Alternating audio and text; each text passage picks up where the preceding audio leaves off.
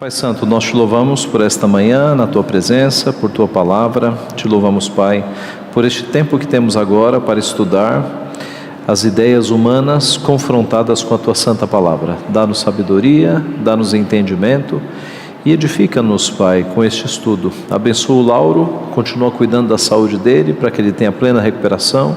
Abençoa a Dona Regina também, Rosimara, todos os nossos irmãos que estão enfermos, Pai. Fica com cada um deles. Te louvamos pela melhora do pequeno Francisco, porque está aqui conosco. Continua restaurando, Pai. Fica conosco neste estudo, é o que nós pedimos em nome de Jesus. Amém. Eu começo com o texto: porque assim como em Adão todos morrem, assim também todos serão vivificados em Cristo. E esta imagem, eu não sei se dá para ver aí de trás, mas eu queria que vocês me dissessem quais são os detalhes que vocês veem nesta imagem. Vocês vão me falando e eu vou falando aqui no microfone. Uma mulher grávida, a da direita está grávida. Oi? Uma cobra no pé esquerdo desta mulher. Pelo nome, vocês já descobriram que aqui é Maria e Eva, tá? O que mais vocês estão vendo aí nessa imagem? Tem uma grávida, Maria está grávida, tá? Olha só, Maria está pisando na cabeça da serpente. Repararam?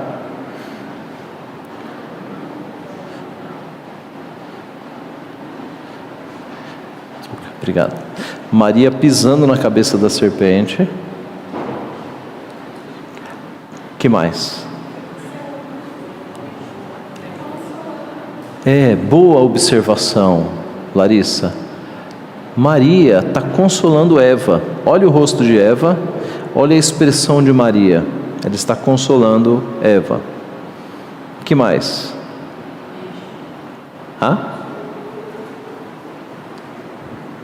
Mais alguma observação? Reparem.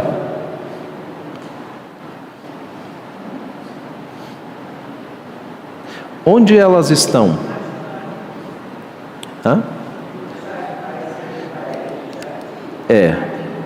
Jardim. É uma representação do jardim do Éden. Porque nós temos aqui várias frutas, não é? Um portal de árvore. O chão é de terra. Então, e o fundo é dourado. Uma possível representação do Éden. Eva está segurando alguma coisa? Uma maçã mordida. E ela está sendo consolada.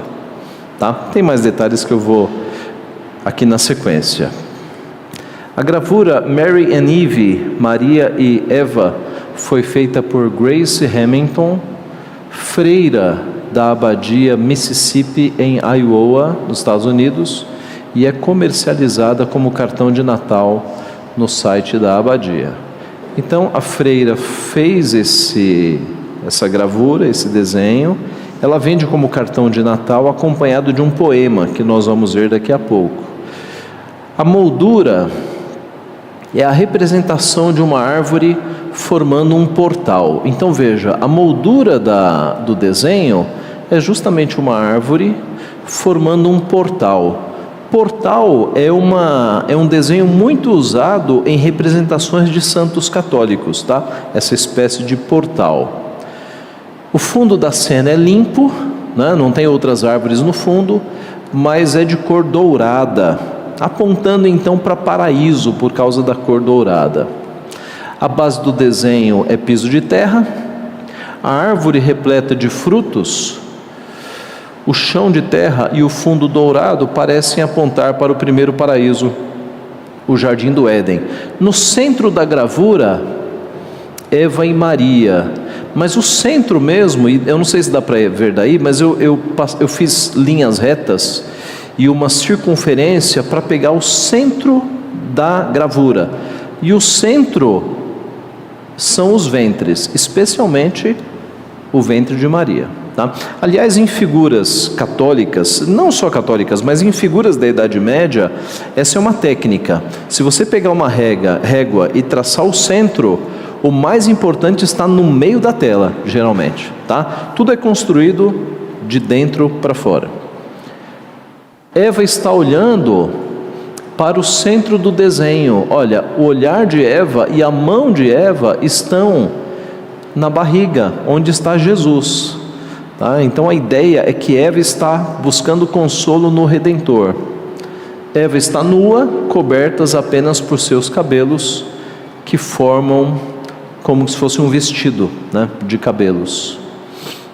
Eva segura na mão direita um fruto parecido com maçã, clara referência ao fruto que ela comeu e passou ao seu marido Adão. Veja, eu não estou dizendo que ela comeu maçã, mas na tradição católica é maçã.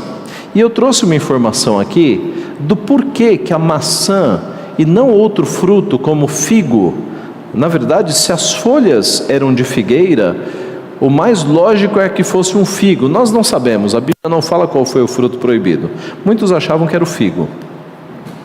Mas por que estabeleceu-se maçã? Porque na tradição da Vulgata de Jerônimo, nós já tivemos estudo sobre isso aqui, por conta da semelhança entre a palavra latina mal e maçã, malus, passou-se a entender a árvore do conhecimento do bem e do mal como maçã. Então no latim, malus serve tanto para mal como para maçã. Árvore do conhecimento do bem e do mal, aí fizeram associação, então é uma maçã, tá? Mas veja, isso é uma suposição. Você não pode tirar uma informação dessa do latim, porque a Bíblia não foi escrita em latim, foi escrita em hebraico, tá? Então estabeleceu-se essa tradição no catolicismo, mas nós não temos base nenhuma para afirmar que é maçã. Só estou mostrando aqui a origem da crença. Voltando, suas pernas estão presas pela serpente, as duas pernas enroladas pela serpente. Referência possível à escravidão do pecado resultante da queda. À direita da cena, Maria vestida de branco e com um véu azul. Por que Maria está vestida de branco e azul? Uma referência à Rainha do Céu. Rainha do Céu. O branco aponta para a sua pureza e o azul para a sua realeza, visto que no romanismo é considerada eternamente virgem e chamada Rainha do Céu. Então são muitas as gravuras em que Maria está de branco e azul. Tá? Sua mão está sobre a barriga, onde está seu filho Jesus. O movimento e as emoções da gravura se localizam nos olhares e nas mãos das personagens. Eva cabisbaixa, com o rosto corado de vergonha e olhar triste, segura na mão direita o fruto do pecado e com a outra mão segura a mão de Maria sobre a barriga onde está o Redentor. Maria, com olhar de misericórdia em direção a Eva, com a mão direita acaricia seu rosto e com a esquerda acaricia a própria barriga. Na base do desenho, Maria pisa a cabeça da serpente. A serpente está com a língua para fora, não dá para ver daí, indicando a sua morte. Os sentimentos expressos na gravura são complementados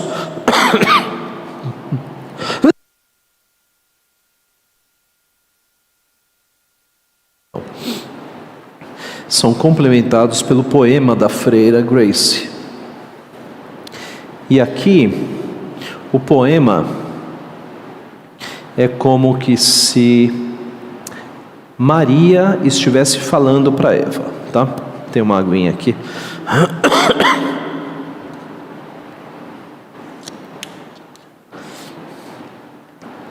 Minha mãe, minha filha. Veja aqui, como Maria está se referindo a Eva. Minha mãe, por conta de uma descendência, né? Mas minha filha, porque é como se ela fosse a senhora Minha mãe, minha filha, doadora da vida Eva, não se envergonhe, não se aflija. As coisas antigas já se passaram, nosso Deus trouxe a nós um novo dia. Veja, eu estou com a criança, por meio de quem tudo será reconciliado. Ó Eva, minha irmã, minha amiga, nós nos alegraremos juntas para sempre, vida sem fim. Essa gravura surgiu há pouco tempo atrás, acho que não mais de 10 anos. E ela produziu a admiração de muitos evangélicos. E quando eu vi essa figura e eu observei os detalhes, eu pensei, é uma figura romanista, Eva pisando a cabeça da serpente. Mas muitos crentes se agraciaram dessa figura e fizeram elogios e compartilharam, né? Então na época eu escrevi um texto alertando que era uma figura romanista. Figuras católicas nunca são desprovidas de significado, tá? E o que nós temos aqui? Primeiro, e nós vamos tratar basicamente de dois erros. Primeiro, o aspecto de Maria pisar a cabeça da serpente. Será que há alguma base bíblica para nós dizermos que foi Maria que pisou a cabeça da serpente? E segundo, nós vamos ver uma doutrina católica bem estabelecida, eu vou mostrar no catecismo, de que Maria é a nova Eva, tá? Então vão ser esses dois erros nesta manhã. Então vamos lá ao erro. Eu estou usando aqui a fonte primária, o Catecismo da Igreja Católica.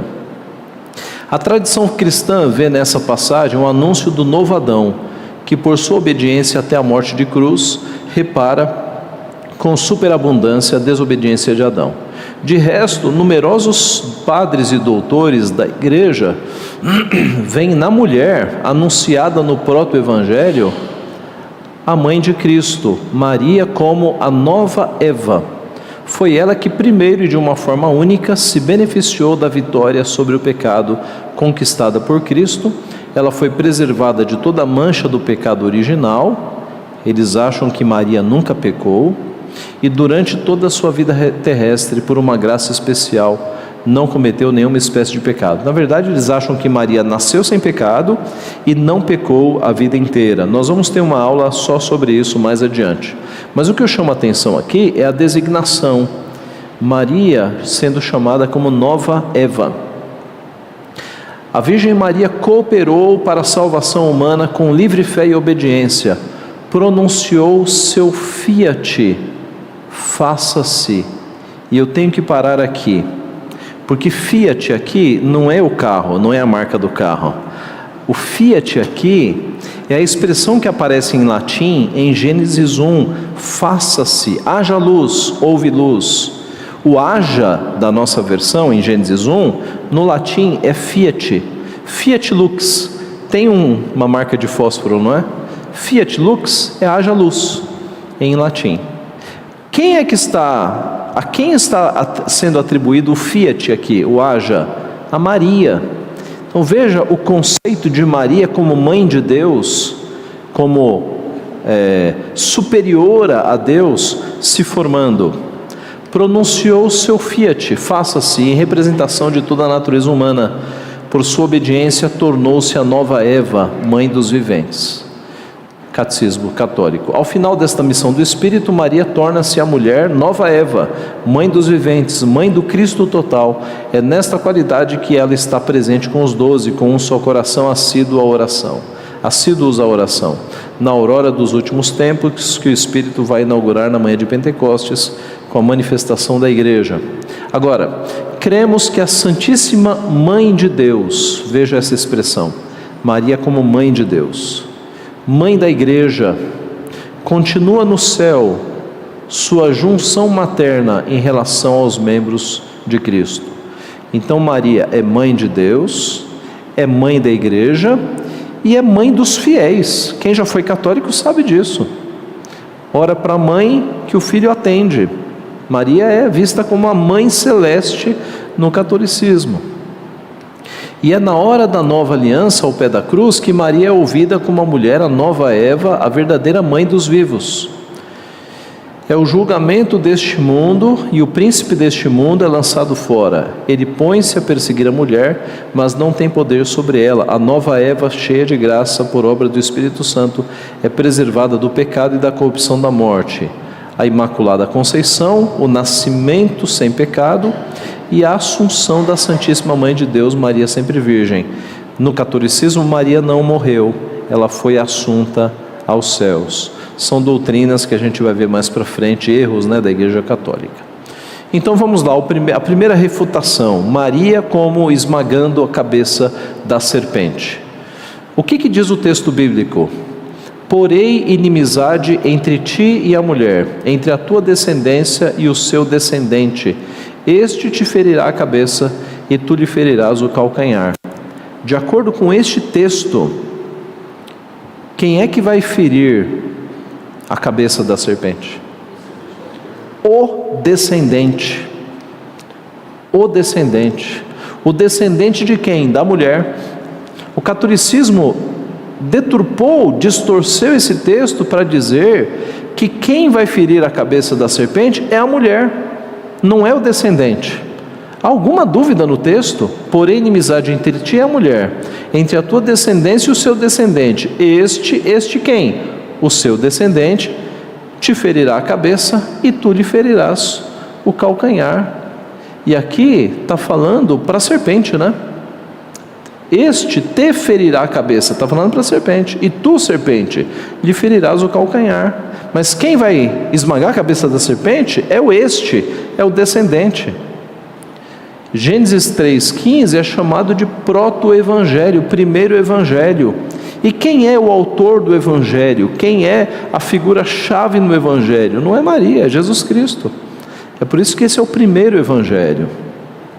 A Igreja Católica Apostólica Romana, em um esforço para incluir Maria no plano de salvação, interpreta este versículo atribuindo à mãe de Jesus a missão de esmagar a cabeça da serpente.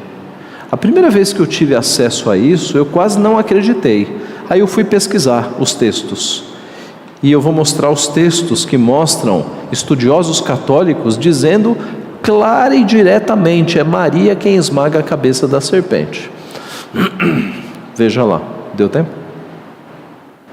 Veja lá. Aqui um livro chamado Devoção à Santíssima Virgem Maria, ensinada à mocidade.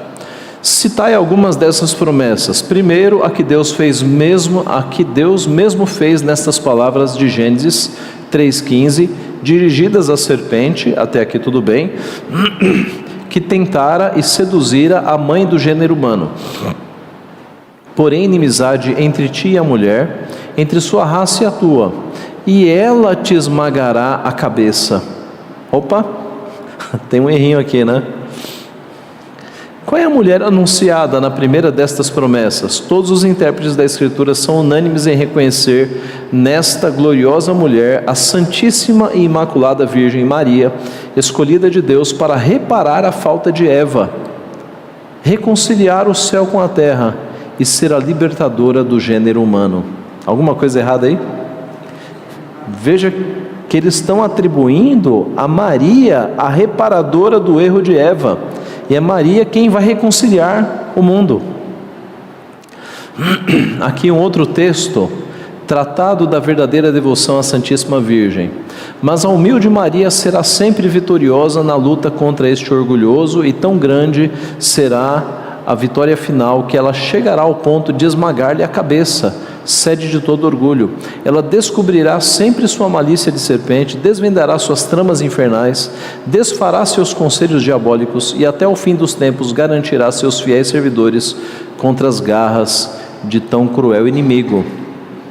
Ela usurpa o papel de Cristo como vencedor e como aquele que vai derrotar Satanás. E aqui coloca-se como Maria. Sim, presbítero Marcos, depois o David lá atrás. Uma observação complementar, E Adão nem é mencionado. Então usurpa-se o papel tanto de Adão quanto de Cristo, Sim, David. A minha pergunta era justamente sobre essa, porque Romanos 5,12 fala que Jesus é um novo Adão. Isso. Como é que a igreja romanista... Eles deturpam, dizendo que Jesus é o novo Adão, mas Maria é a nova Eva. Então eles incluem Maria como de carona, né, nesse papel.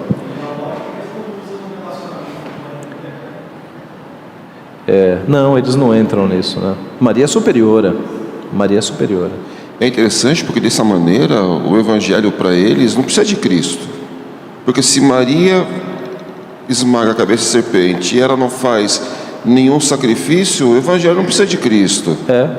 O Cristo é dispensável se ela esmaga a cabeça da serpente. Exatamente. É uma distorção total. Olha aqui, Catecismo de Nossa Senhora, lição 1.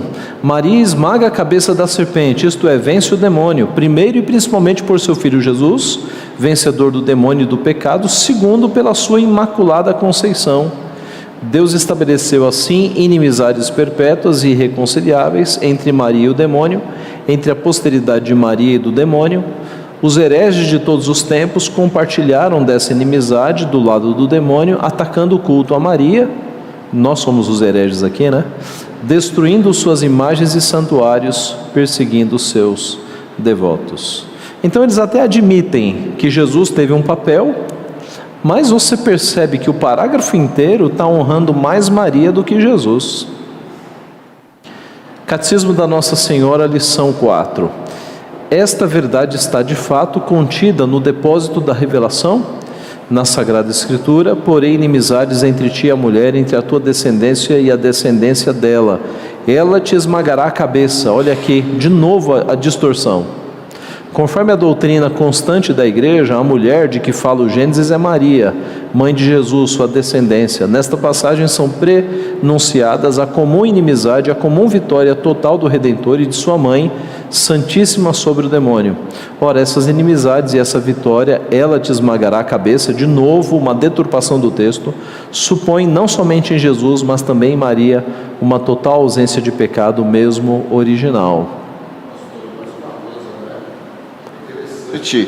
Que eles falam de Redentor, de Cristo e tal, mas Santíssimo eles só usam para Maria, né? Só usa para Maria, bem notado.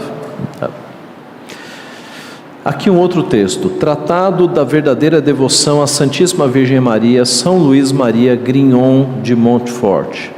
Uma única inimizade Deus promoveu e estabeleceu, inimizade irreconciliável, que não só há de durar, mas aumentar até o fim, a inimizade entre Maria, sua digna mãe, e o demônio, entre os filhos e servos da Santíssima Virgem e os filhos e sequazes de Lúcifer, de modo que Maria é a mais terrível inimiga que Deus armou contra o demônio.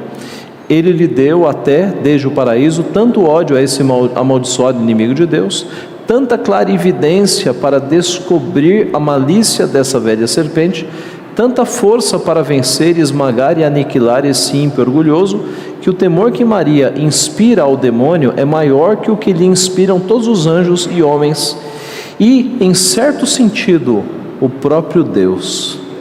Quer dizer, aí você lê isso, eu leio isso e fico pensando na Maria do Evangelho, humilde, serva. Aqui é pintado uma Maria, uma super-heroína, cujo demônio teme mais Maria do que o próprio Deus. Quer dizer, fazem uma exaltação de Maria que é absurda. Sim, seu Mário. O microfone. Então, aqui a gente vê o nascimento do movimento feminista. É uma boa ligação, viu? Uma boa ligação. É verdade. E de fato há uma hipótese que é bastante interessante, de que o paganismo ele sempre usurpou o papel de cabeça estabelecido por Deus. No paganismo você tem bruxas, você tem líderes sacerdotisas, não é? E você tem deusas no paganismo.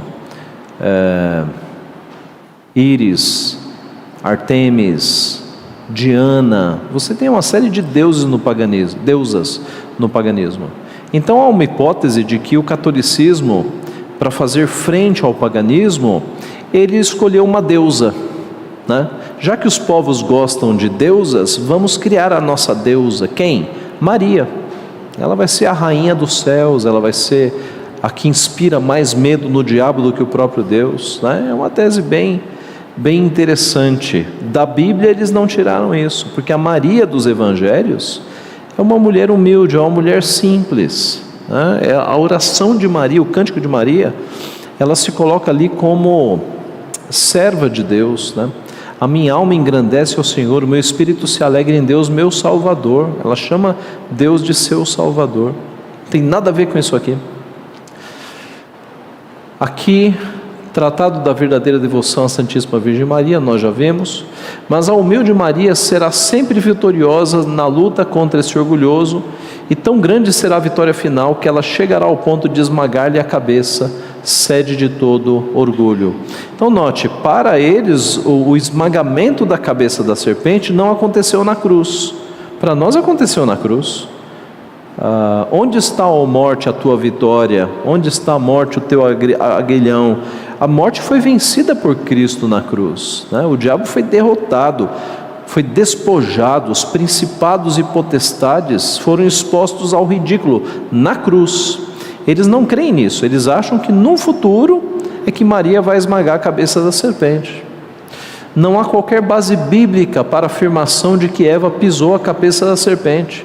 O que há é a deturpação do texto bíblico de Gênesis 3,15. Fruto desta teologia falsificada, dezenas de imagens foram construídas no decorrer dos séculos com a figura de Maria esmagando a cabeça da serpente. Eu fiz uma pesquisa e trouxe algumas imagens aqui. Então veja, sempre nos pés, aqui os pés de Maria, e tem uma serpente aqui sendo esmagada, a cabeça da serpente está aqui. Aqui também Maria, né? As visões de Maria são sempre como a Regina Celeste, né? A rainha dos céus, sempre nos céus, rodeada de anjos, mas nos pés é sempre uma serpente sendo esmagada. Aqui, a cabeça da serpente está aqui com uma maçã na boca, tá? Para ficar uma referência, mas está sendo pisada. Aqui um zoom, em outra imagem, né? Olha só, ela pisando na serpente, e a serpente com o fruto aqui na boca, imagem do céu, rainha celeste, branco, azul, Maria com unhas pintadas, um detalhe. Aqui, lembra-se da roupa branca e azul? E o detalhe dos pés, a serpente sendo esmagada. Aqui também, essas imagens estão com menos definição, mas aqui tem ela pisando na serpente, e aqui também, ela também está pisando numa serpente. Tem até um anjo segurando aqui o rabo da serpente, a cauda.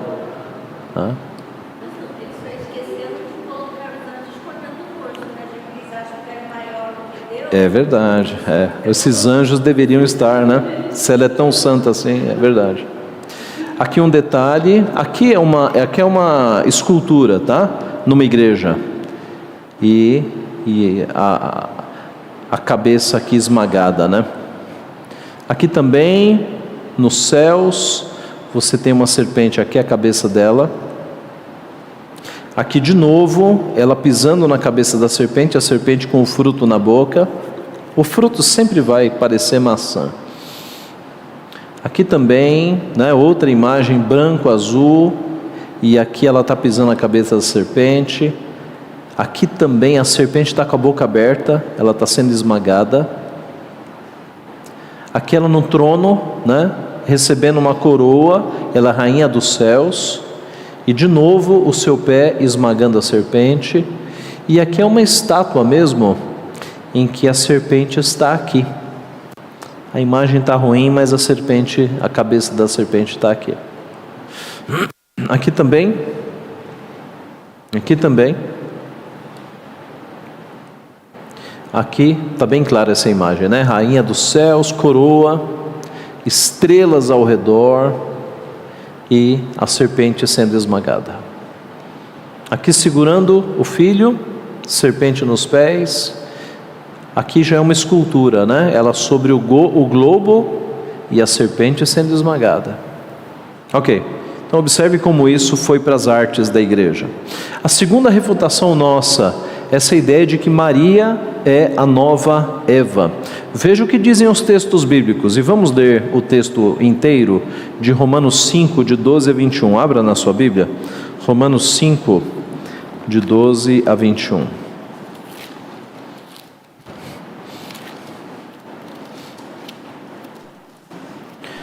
Veja, os textos, irmãos, vão fazer analogia sempre de Adão com Jesus Cristo, sempre. Romanos 5, de 12 a 21. Então acompanhe comigo. Portanto, assim como por um só homem entrou o pecado no mundo e pelo pecado a morte, assim também a morte passou a todos os homens, porque todos pecaram. Porque até o regime da lei havia pecado no mundo, mas o pecado não é levado em conta quando não há lei. Entretanto, reinou a morte desde Adão até Moisés, mesmo sobre aqueles que não pecaram, à semelhança da transgressão de Adão, o qual prefigurava aquele que havia de vir. Todavia não é assim o dom gratuito como a ofensa, porque se pela ofensa de um só morreram muitos, muito mais a graça de Deus e o dom pela graça de um só homem, Jesus Cristo, foram abundantes sobre muitos. O dom, entretanto, não é como no caso em que somente um pecou, porque o julgamento derivou de uma só ofensa para a condenação, mas a graça transcorre de muitas ofensas para a justificação. Se pela ofensa de um e por meio de um só reinou a morte, muito mais os que recebem a abundância da graça e o dom da justiça reinarão em vida por meio de um só, a saber, Jesus Cristo. Pois assim como por uma só ofensa veio o juízo sobre todos os homens para a condenação, assim também por um só ato de justiça veio a graça sobre todos os homens para a justificação que dá vida. Porque como pela desobediência de um só homem muitos se tornaram pecadores, assim também por meio da obediência de um só muitos se tornarão justos. Sobreveio a lei para que avultasse ofensa, mas onde abundou o pecado, superabundou a graça, a fim de que como o pecado reinou pela morte, assim também reinasse a graça pela justiça para a vida eterna, mediante Jesus Cristo nosso Senhor. Então, dois destaques aqui. Primeiro, é que as referências são todas masculinas, apontando para Adão e para Jesus. E segundo, é sempre um só. Pelo pecado de um só homem entrou o pecado no mundo. Se você incluir Eva, já não é um só, são dois, né? Se você quer incluir Eva Maria como a nova Eva, tinha que ser pelo pecado dos dois. Mas é o pecado de um homem, uma referência clara a Adão. Pelo pecado de um homem entra o pecado no mundo. E pelo sacrifício, ou literalmente falando, pela morte, porque assim como por um só homem entrou o pecado no mundo e pelo pecado a morte, assim também a morte passou a todos os homens, porque todos pecaram. Deixa-me pegar aqui o texto, o 15. Todavia não é assim o dom gratuito como ofensa, porque se pela ofensa de um só morreram muitos, muito mais a graça de Deus e o dom pela graça de um só homem, Jesus Cristo, foram abundantes sobre muitos. Nenhuma referência a Eva, nenhuma referência a Maria. Os outros textos eu transcrevi. 1 Coríntios 15, 22. Porque assim como em Adão todos morrem, assim também todos serão vivificados em Cristo. Pois assim está escrito: o primeiro homem, Adão, foi feito alma vivente, o último Adão, porém, é espírito vivificante. A mariolatria romanista, sem qualquer evidência bíblica, passou a atribuir a Maria o título de nova Eva. Então, irmãos, não dá nem para ter muita refutação bíblica, porque é o óbvio do óbvio, é uma distorção do texto bíblico. Nenhum texto na Escritura diz que Maria é a nova Eva, nenhum texto na Escritura diz que Maria colaborou com a nossa salvação, nenhum texto. Tudo isso é invenção criada pelo catolicismo. Os textos falam que Jesus é o segundo Adão, Jesus é o novo Adão. Pelo pecado de um morrem todos. Pela morte do segundo Adão é que há salvação para todos. Veja alguns trechos de documentos católicos ensinando isso. Então vamos lá para a nossa fonte primária, o Catecismo da Igreja Católica. Como diz Santo Irineu, obedecendo se fez causa de salvação, tanto para si como para todo o gênero humano. Do mesmo modo, não poucos antigos padres dizem com ele: o nó da desobediência de Eva foi desfeito pela obediência de Maria. Veja aqui de novo a inversão, né? É o contrário. Foi a obediência de Cristo que nos trouxe a salvação. Aqui eles estão colocando a obediência de Maria. O que a Virgem Eva ligou pela incredulidade, a Virgem Maria desligou pela fé. Comparando Maria com Eva, chamam Maria de mãe dos viventes e com frequência afirmam: veio a morte por Eva e a vida por Maria. Tiram Adão e tiram Cristo da história. Aqui um livro, Maria e Eucaristia, do Padre Júlio Maria. Quinta razão: permitis a uma mulher cooperar na regeneração, como a primeira mulher, Eva, tinha cooperado na perdição da humanidade. Eva apresentará o fruto da morte, Maria apresentará o fruto de vida. Eva foi a causa das lágrimas, Maria será tal um sorriso do céu a causa da vossa alegria. Eva cooperou na nossa separação de Deus, Maria será o traço de união que nos liga a Ele. Maria é a segunda Eva, mas de ofício radicalmente oposto. Veja que a Bíblia não dá essa ênfase de jeito nenhum. Você deve se lembrar de que quando Eva toma do fruto e come, não acontece nada. Ninguém se sentiu nu quando Eva comeu do fruto. Quando é que eles se sentiram nus? Quando Adão comeu. Ela come, entrega a Adão. Quando Adão come, é aí que o pacto é quebrado. E aí eles se sentem nus, eles ficam com medo. E eles vão lá fazer folhas de figueira para se esconder. Ué, mas Maria não comeu primeiro? Comeu, mas o pacto era com o cabeça, era com Adão. Veja o que o catolicismo está fazendo. Está tirando Adão de ser o cabeça e colocando Eva como cabeça. Como se o pecado tivesse sido de Eva e não de Adão. Todas as referências bíblicas apontam para o pecado de Adão, não para o pecado de Eva. Aqui eles estão distorcendo. Sim.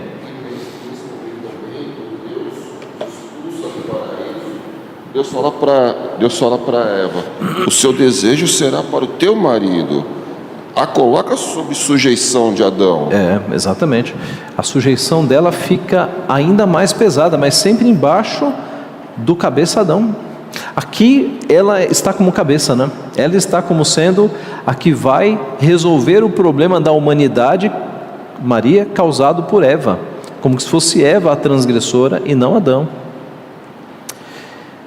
Era conveniente a divina sabedoria restituir ao mundo por uma virgem, Maria, o que a outra virgem, Eva, lhe havia tirado. Eva, a primeira virgem e a mãe dos viventes, segundo a natureza, havia perdido para ela e para todos os descendentes o direito de comer da árvore da vida. Deus quis, depois da primeira Eva pecadora, a Eva inocente e pura, Maria, para restituir aos homens, na ordem da graça, o direito de comer da verdadeira árvore da vida, que é Jesus Cristo. Então a imaginação o céu é o limite para as imaginações hereges que nós temos aqui. E quem disse que Eva era virgem?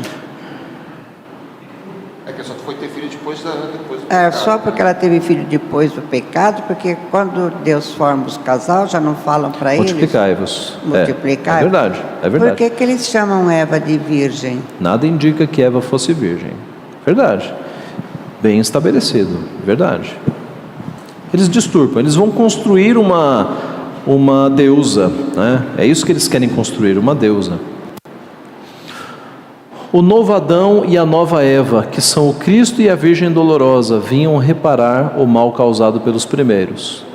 Aqui outro livro, São Irineu citado pelo Antônio Mesquita Galvão no Silêncio de Maria. Pela obediência, ela tornou-se causa de salvação para si mesma e para todo o gênero humano. O laço da desobediência de Eva foi desfeito pela obediência de Maria. O que Eva atou com sua incredulidade, a Virgem Maria desatou pela fé. Quer dizer, tira-se Cristo totalmente. Na verdade, nós não estamos surpresos com o papel de Maria superior ao papel de Cristo Jesus. Se você já assistiu aquele filme ou leu a obra do Ariano Suassuna, O Alto da Compadecida, você percebe ali que Maria tem muito mais poder do que Cristo na obra católica. Ariano Suassuna foi, embora tenha sido filho de crentes, de uma mãe crente, presbiteriana inclusive, ele seguiu pelo catolicismo, com muitas críticas, mas seguiu pelo catolicismo. E no Alto da Compadecida, Jesus não tem poder nenhum ali naquela obra. Quem manda ali é Maria, né? Um retrato fiel do catolicismo. O que Eva condenou, outro livro, né? O que Eva condenou e perdeu pela desobediência, salvou Maria pela obediência. Eva, obedecendo à serpente, perdeu consigo todos os seus filhos e os entregou ao poder infernal. Maria, por sua perfeita fidelidade a Deus, salvou consigo todos os seus filhos e servos e os consagrou a Deus. Então aqui está estabelecida a religião de Maria, né? É Maria quem tem filhos e os salva. Mais uma vez temos aqui um título sem base bíblica, o de Nova Eva, baseado na adulteração de textos bíblicos originais. Os textos nunca dizem que Maria é a nova Eva, dizem que Cristo é o novo Adão. Gravuras com Eva e Maria representadas não é algo novo na história. Veja 3 exemplos a seguir. Então veja, eu comecei com aquela gravura Mary and Eve, né? E ela parece uma coisa nova, mas quando você pesquisa um pouco, você encontra várias gravuras mostrando a mesma cena, Eva e Maria juntas. É o caso desta aqui, tá? Você tem Eva aqui, você tem um portal novamente, com um anjo, a árvore do conhecimento do bem e do mal. Aqui a serpente está enrolada na árvore, dando fruto para Eva, perdão. E aqui você tem Maria vestida, né, de rainha do céu, segurando o filho. Veja que o tema não é novo, contrastar ou colocar juntos na mesma cena Eva e Maria. Aqui eu tive que pôr uma tarja porque as figuras vão ficando mais indecentes, né? Mas você tem aqui uma representação da árvore também, representação de morte, Cristo crucificado, bem bagunçada a imagem aqui, né? Um monte de personagens, mas aqui Eva pegando do fruto, dando para Adão, bem pequenininho na cena, quase não aparece. E aqui Maria grande também, né? Veja o tamanho de Eva e o tamanho de Maria na comparação com os outros personagens. E Maria como que dando de um fruto agora sagrado para os fiéis aqui. Onde é que está? Oi?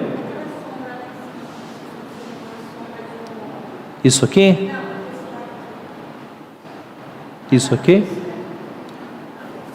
Eu não sei. É um homem. É um homem que está aí. Mas eu não sei. Eu não sei quem é não. É uma imagem bem confusa essa. Aqui a serpente não está no pé de Maria, mas ela está enrolada aqui na árvore, dando o fruto para Eva. E aqui uma imagem mais realista, eu pus tarja também, mas é a mesma coisa, né? Maria, vestida de branco e azul, olhando para o céu, Eva pegando do fruto, e aqui a serpente está aqui embaixo, enrolada na árvore e passando ali perto de Eva. Então veja que essas representações de Eva e Maria no mesmo quadro, elas são bastante antigas, tão antigas quanto a heresia de dizer que Maria foi quem consertou o pecado de Eva, dando protagonismo a duas figuras femininas, Eva e Maria, coisa que a Bíblia nunca fez. Concluindo então, a gravura da freira Grace Hamilton, Mary and Eve. Isso aqui. Tá, obrigado. Possui beleza artística e gera sentimentos de graça e misericórdia. Muitos crentes ficaram impressionados com a gravura. Todavia, é impossível não considerar a teologia mariólatra por detrás do desenho, de exaltação a Maria como nova Eva, aquela que reparou os erros da primeira, e de rainha dos céus, aquela que esmagou a cabeça da serpente. Então você não pode olhar para uma figura feita por uma freira e achar bonitinho, porque, meus irmãos, é um retrato de uma heresia católica, tá? Antibíblica. Como escreveu Paul Romani Musculus, a respeito da arte, bem como a respeito de toda a questão submissa à igreja, a reflexão teológica é necessária. Para um reformado, a sua única referência sobre qualquer assunto será sempre a palavra de Deus. Essa citação desse francês é para dizer o seguinte: mesmo nas artes, nós temos que ser fiéis à palavra de Deus. Em termos de Bíblia, não existe isso de licença poética, licença artística para a gente fazer o que quiser. Se o assunto são as coisas de Deus, não tem licença, é fidelidade à palavra de Deus. Maria não esmagou a cabeça da serpente, isso foi Cristo quem fez, o fez na cruz. Atribuir isso a Maria é adulterar a palavra de Deus. A Bíblia afirma que Jesus é o novo Adão. Atribuir isso a Maria é novamente adulterar a palavra de Deus. Que Deus nos livre daqueles que adulteram a palavra de Deus e nos ajude a conhecermos cada vez mais as Sagradas Escrituras. E quando você vai para as Sagradas Escrituras, a Maria que você encontra ali não é rainha dos céus, esmagadora de serpentes, com poderes maiores do que Deus. É uma serva piedosa, é uma jovem muito nova, que é agraciada por Deus para ser portadora do Messias, de Jesus Cristo, Deus homem. Sim. Reverendo, então, o romanismo tira Adão e Cristo da jogada, né? Isso acho que explica muito o Papa ser investido de autoridade, intercessor, né? Quer dizer, ele é intercessor, na verdade, né? Aqui na Terra. Então uma coisa está bem ligada à outra, porque é um jogo político de poder também. É uma usurpação para todo lado, né? Para tudo quanto é lado. Quando o Papa se declara que ele é o sumo pontífice, pontífice é a ponte entre Deus e os homens. E o Papa é o sumo pontífice, ele se declara como a ponte entre Deus e os homens. Está faltando alguém aí, não está? Cristo é a ponte entre Deus e os homens. Cristo é o nosso pontífice. O Papa é um usurpador. Ele pega títulos que pertencem a Cristo e ele puxa para ele próprio. Veja, o vigário de Deus, vigário é substituto. Quem nos substituiu na cruz foi Cristo. O Papa é chamado vigário, o vigário de Cristo ele é chamado, né? O substituto de Cristo. Não, Cristo não instituiu o substituto, ele escolheu 12 homens, para os 12 homens serem a base da igreja, para eles discipularem outros homens, né? Estes foram os seguidores de Cristo, mas eles dizem, não, o Papa vai ser o substituto de Cristo na terra. Sim, André. Reverendo, a palavra de Deus ela é completamente distorcida com essas doutrinas católicas, e nós vemos também toda a beleza do pacto que Deus fez e a demonstração disso e o cumprimento disso em Cristo sendo jogada fora. Toda a demonstração que é feita por eles como maternidade deturpa aquilo que a Escritura demonstra como a redenção, Cristo aplicando a sua noiva. Então até o David fez a primeira observação, mas onde está, né, o homem e mulher Porque isso perde-se. Da mesma forma que Adão, como um perfeito representante, pecou e representava ali também a sua esposa, e o pacto que era tido ali. Isso também é o cumprimento do pacto por Cristo pela sua esposa, que a apresentará, ele a apresentará santa e pura posteriormente. Ele morre por ela. Até o senhor mesmo hoje no culto, né, na mensagem falando do homem e o sacrifício, ou seja, não está ali a maternidade como objeto, e sim o matrimônio e esse sacrifício que Cristo faz por sua igreja. Então isso é de jogar toda a escritura fora. Joga fora, exatamente. Você joga fora toda a analogia de Cristo preparando a noiva. Se você tira Cristo e coloca Maria, ela está preparando o quê? O noivo? Você joga fora toda a analogia e toda a obra da redenção.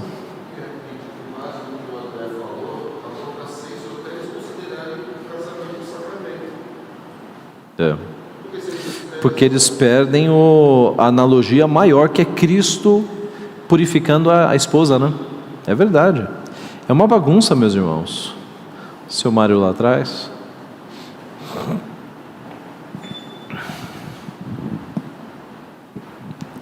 Só para reforçar o que foi dito hoje, tem uma reportagem aqui da BBC de News Brasil, falando do feriado do dia 15 de agosto de 2022, aqui na época, mas tudo feriado do dia 15 de agosto.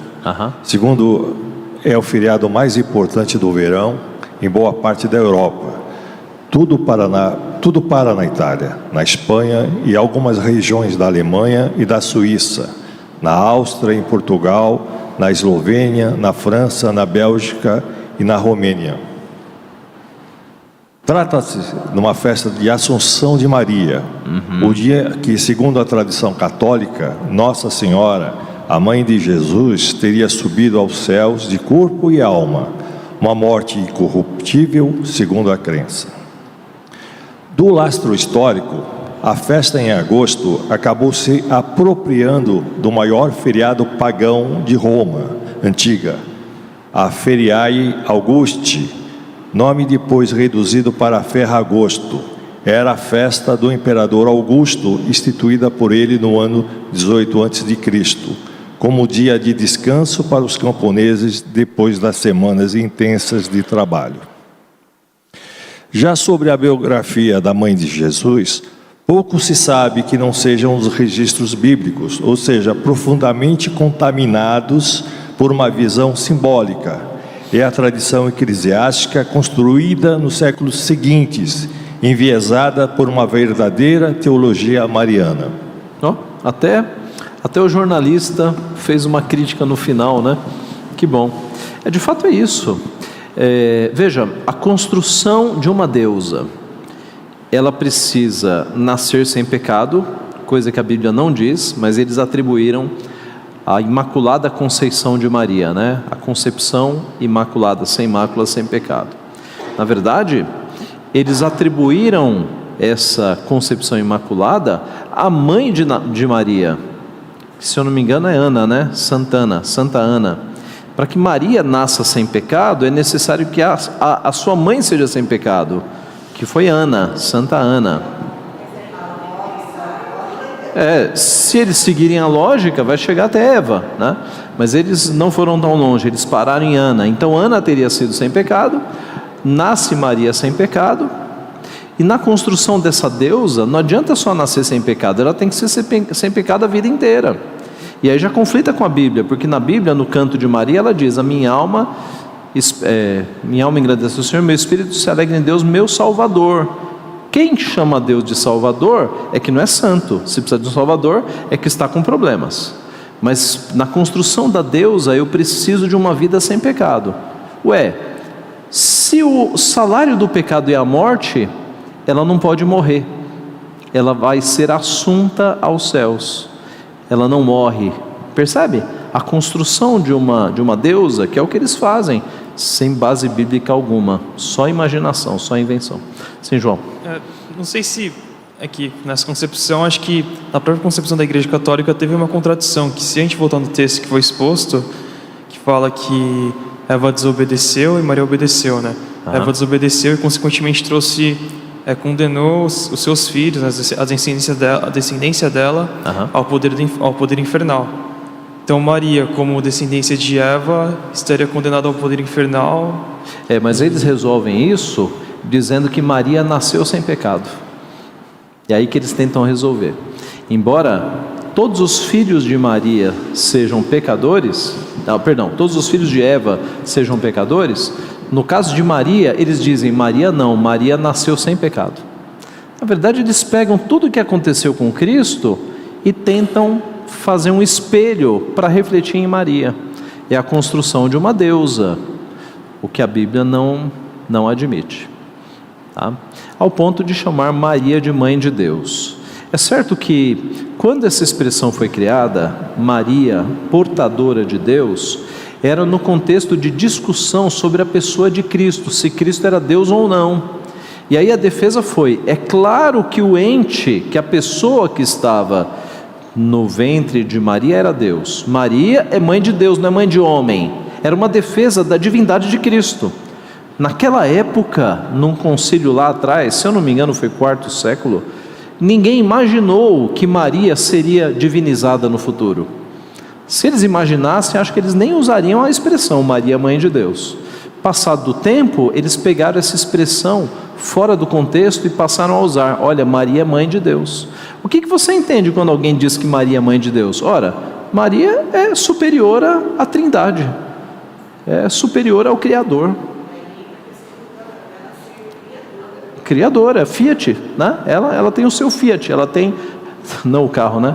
Ela tem o seu haja, o seu faça. Pastor. Sim, David. E assim, lendo, né, várias histórias de várias seitas antigas, eles se assimilam, é igual a todas. Quando o senhor está pregando, quando todos estão pregando aqui à noite sobre os deuses do Egito, tem o Deus Mãe, né? Então, que ou é quase ou atrapalha um pouco o que seria o Deus Pai.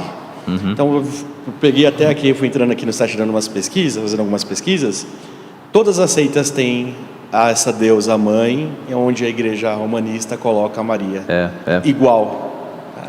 É típico das religiões pagãs você ter uma mulher no papel central, né? Na bruxaria, vicas, magia, é sempre a sacerdotisa, né? É muito típico isso. Mulheres, né, pastor? O diabo deturpa tudo.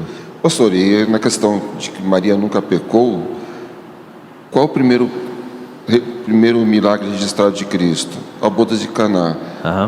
E Cristo dá uma repreensão para Maria ali naquele momento. Maria, mulher, que tenho eu contigo? Ainda não é chegada a minha hora. Jesus dá uma dura em Maria ali, né? E ele não realiza o desejo. Sim. Porque o desejo, o pedido dela, ela vai falar para Jesus, eles não têm mais vinho. Ora, Jesus não era o responsável pelo vinho da festa. Por que ela foi falar isso para Jesus? Ela sabia que Jesus era o Messias. Ela queria que Jesus fizesse um grande milagre para todo mundo ter vinho e ver que Jesus era o Messias. Jesus faz o milagre, mas faz silenciosamente. Ele não faz um grande milagre, faz silenciosamente. Tá? Encham as calhas de água, eles enchem. Agora tirem e levem para o mestre-sala. Eles tiram, levam para o mestre-sala. O mestre-sala, que era o organizador da festa, bebe o vinho e fala: eu nunca bebi um vinho tão... Qual é a expressão que ele usa? Mas ele fica admirado do vinho. Todos deixam o melhor vinho. Serve o melhor vinho primeiro, mas vocês deixam. Então ele faz um elogio ao vinho. Mas nem o mestre-sala, nem o mestre ali de cerimônias da festa soube que havia sido um milagre. Tá? Então, esse adágio popular, a mãe que o filho atende, no primeiro milagre não deu certo. Não deu certo. Pastor, Jesus não atendeu. Sim.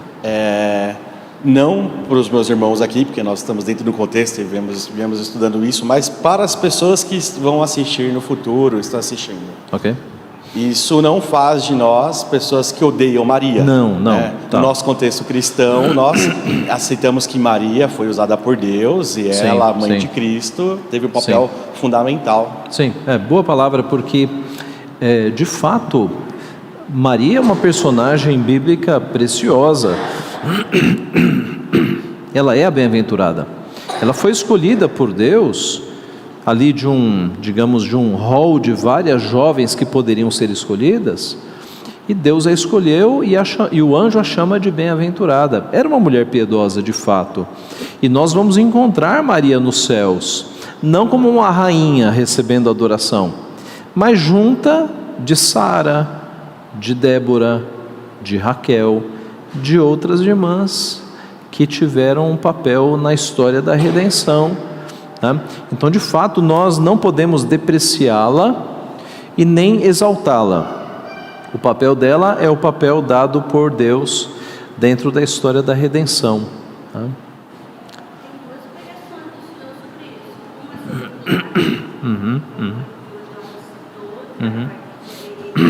E ele nega.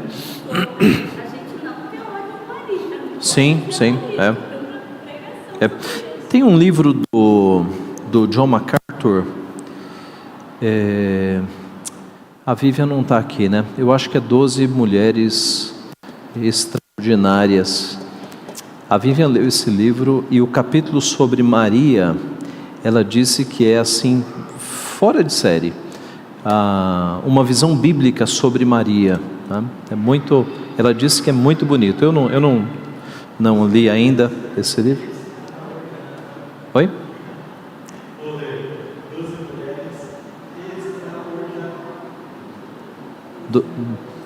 12 mulheres extraordinárias?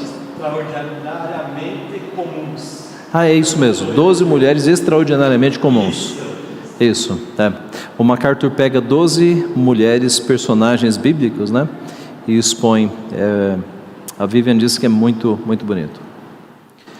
Chegou ali. Ok. Mais alguma colaboração, meus irmãos? Vamos orar então. Pai Santo, nós te agradecemos pela Tua palavra, te agradecemos porque nela, a Tua revelação, nós podemos ter certeza daquilo que o Senhor quer, daquilo que foi estabelecido. Podemos, Pai, ficar atentos contra doutrinas de homens, contra invenções, distorções do Teu texto bíblico. Ó Pai, sabemos que o inimigo das nossas almas distorce o texto bíblico desde o início. Ele distorce a Tua palavra desde os primeiros dias. Ele é o grande mentiroso. E nós, ó Pai, te agradecemos porque a Tua palavra nos firma na verdade, porque a Tua palavra é a verdade. Nós te louvamos por isso e te pedimos que nos dê ouvidos e corações bem atentos, para que, lendo a Tua palavra, nós estejamos sempre firmados nela e protegidos contra o erro, Pai. Abençoa aqueles que estão enredados pelo erro, para que os seus olhos sejam abertos e eles possam perceber, ó Pai, as invenções, as mentiras, as distorções, e possam sair de sinagogas de Satanás que têm distorcido a Tua palavra e possam vir para o verdadeiro Evangelho, Pai. Usa-nos como instrumentos para com amor pregar a Tua palavra. É o que nós pedimos e agradecemos em nome de Jesus. Amém.